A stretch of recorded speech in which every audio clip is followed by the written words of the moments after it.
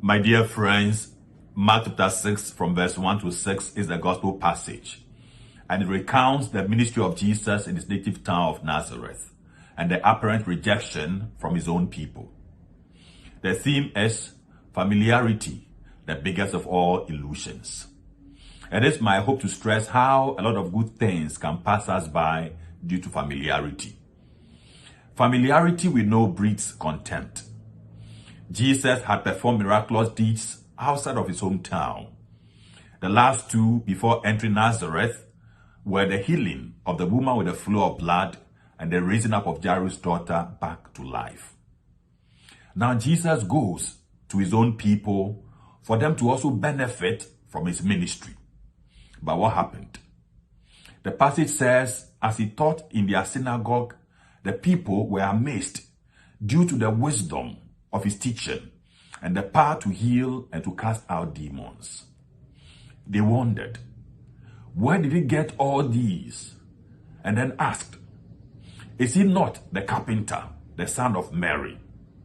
And are his brothers and sisters not here with us? So what is happening here is this, that instead of developing the right disposition so that they can benefit from the ministry of Jesus, they chose to rather focus on what they thought they knew about Jesus during the 30-year stay in Nazareth. This was how the blessing from the wisdom and the power at work in Jesus eluded the people of Nazareth. The question is, are we different from the people of Nazareth? Whenever we disregard the present and choose to focus on the past and use that to determine the present, we become like the people of Nazareth. Whenever we rely solely on the relations of people to determine their character and their behavior, we become like the people of Nazareth. Whenever we choose to label people, we become like the people of Nazareth. Surprisingly, the text says they took offense at Jesus. What the people are implying is that he's just a carpenter. He only works with his hands. So he cannot be claiming to be someone he is not. Once they know him to be a carpenter he shall remain. This is where familiarity can be an illusion. This is where the tagging or the labeling of people can limit the opportunities around. Doesn't the same thing play out when, for instance, it comes to the choice of a life partner?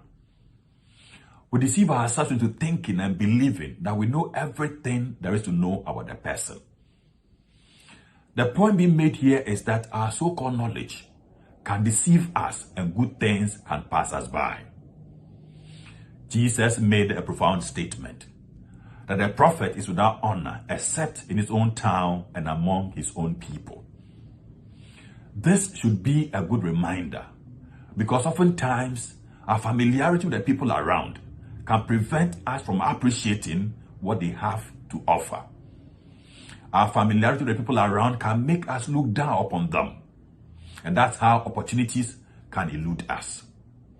We can take for granted our families and friends.